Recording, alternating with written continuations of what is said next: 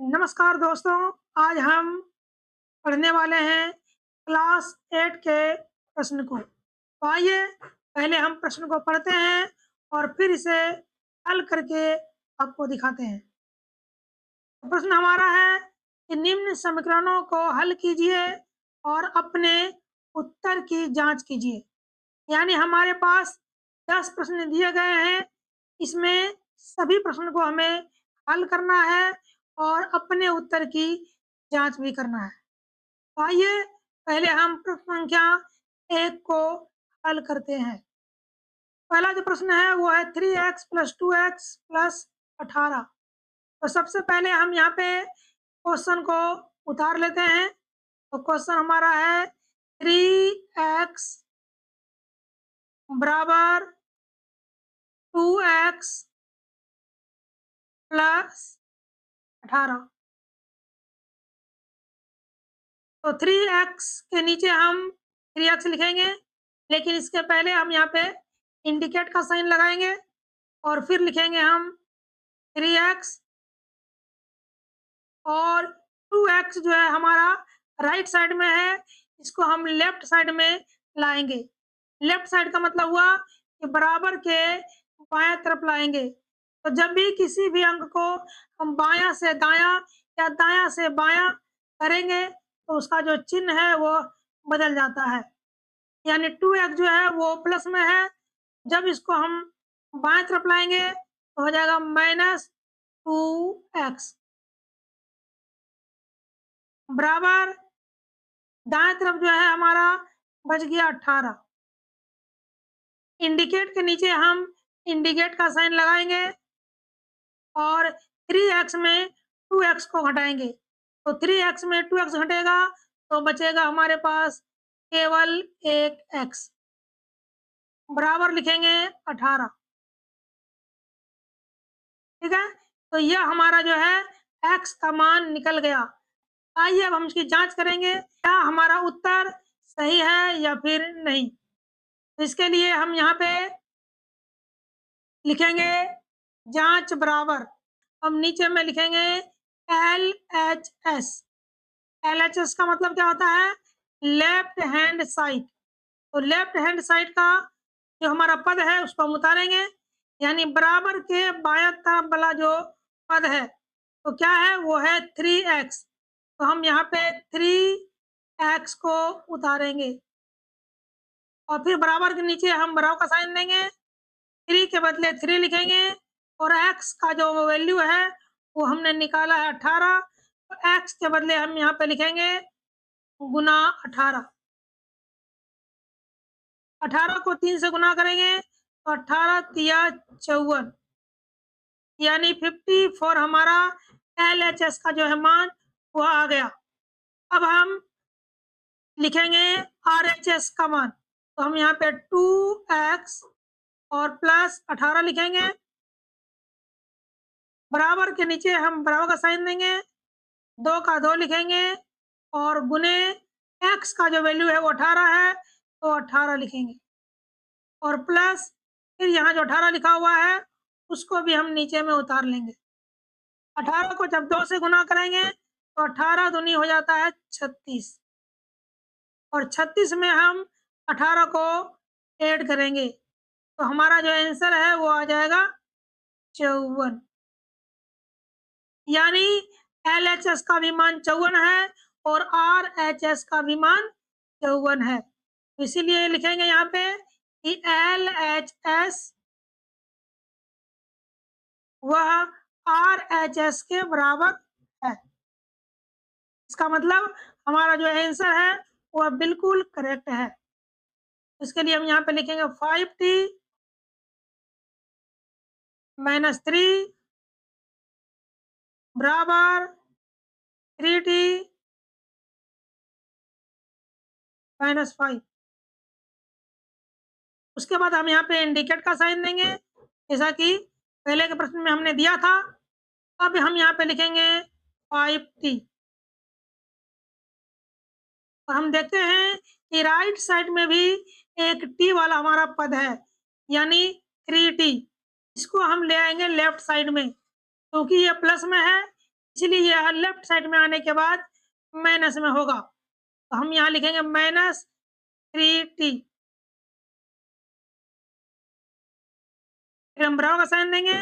अब हम यहाँ देखते हैं कि -5 जो है वो बच गया है। अब हम -3 को, यानी जो लेफ्ट साइड में -3 है, इसको उठा करके राइट साइड में ले आएंगे तो हो जाएगा +3, यानी इसका भी जो साइन है वह बदल गया।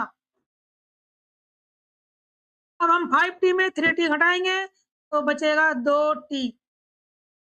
बराबर के नीचे बराबर का साइन देंगे और -5 में 3 को जोड़ेंगे तो बचेगा -2। तो t का जो वैल्यू होगा वो हो जाएगा -2/2, यानी ये जो 2 है वो नीचे आ गया और यहाँ वाला जो -2 है इसको ऊपर हमने लिखा। अब इसको हम काट देंगे तो ये कटेगा एक बार में, इसीलिए हमारा जो t का मान होगा वो हो जाएगा 1। आइए अब हम जांच करेंगे कि हमारा जो t का मान -1 आया है वो सही है या फिर नहीं। तो इसके लिए हम यहाँ पे लिखेंगे L, H और S। LHS का मान कितना है? 5t और -3, तो यहाँ पे लिखेंगे -3। 5 के नीचे हम यहाँ पे लिखेंगे 5, फिर गुना का साइन देंगे और t का जो मान है जो हमने निकाला है -1, इस मान को हम यहाँ पे क्या करेंगे तो बैठा देंगे -1 और फिर -3। तो हम 5 को गुना करेंगे -1 से तो हो जाएगा -5 और यहाँ पे है -3। -5 और -3 बराबर हो जाता है -8। तो LHS का मान हमने निकाल लिया -8। आइए अब हम RHS का भी मान निकालते हैं। इसके लिए हमको यहाँ लिखना पड़ेगा RHS बराबर, तो RHS कितना है 3t - 5, तो हम यहाँ पे लिखेंगे 3t - 5। तो बराबर के नीचे बराबर का साइन देंगे, 3 लिखेंगे गुने और t का मान हमने निकाला है -1, तो -1 लिखेंगे फिर -5। तो हम गुना करेंगे तो हो जाएगा -3 और यहाँ पे हो जाएगा -5, तो हो जाएगा कितना -8। तो LHS का मान हम देखते हैं कि -8 आया है और RHS का मान भी -8 ही आया है। इसका मतलब कि LHS जो है वह RHS के बराबर है, अर्थात हमारा जो x का जो मान है -1 वह क्या है सही है। तो हम यहाँ लिख देंगे प्रूव्ड। ठीक है, तो इस प्रकार से हम समीकरण को हल करके जांच कर सकते हैं। आइए हम एक और प्रश्न को हल करके आपको दिखाते हैं। तो क्वेश्चन नंबर 3 को अब हम हल करेंगे। चलिए पहले क्वेश्चन लिख लेते हैं। क्वेश्चन हमारा है 5x + 9 बराबर 5 + 3x। इसके बाद हम यहाँ पे इंडिकेट का साइन देंगे, 5x के बदले हम 5x लिखेंगे और 3x जो कि राइट साइड में है इसको लेफ्ट साइड में लाएंगे तो हो जाएगा -3x बराबर, यहाँ है 5 और 9 को हम ले आएंगे राइट साइड में तो ये हो जाएगा -9। इंडिकेट के नीचे हम इंडिकेट का साइन देंगे, 5x में 3x घटाएंगे तो बचेगा 2x। फिर हम बराबर के नीचे बराबर का साइन देंगे और 5 में घटाएंगे -9 तो बचेगा -4। तो x का जो वैल्यू है वो हो जाएगा -4/2। तो 2 से काट देंगे 4 को, कटेगा 2 बार में। x का जो वैल्यू है वो कितना हो गया -2। तो इस प्रकार से हम x का मान जो है वह निकाल सकते हैं। आइए हम इसकी जांच करें। इसके लिए हम क्या करेंगे, यहाँ लिखेंगे LHS। LHS बराबर कितना है, तो वो है 5x + 9।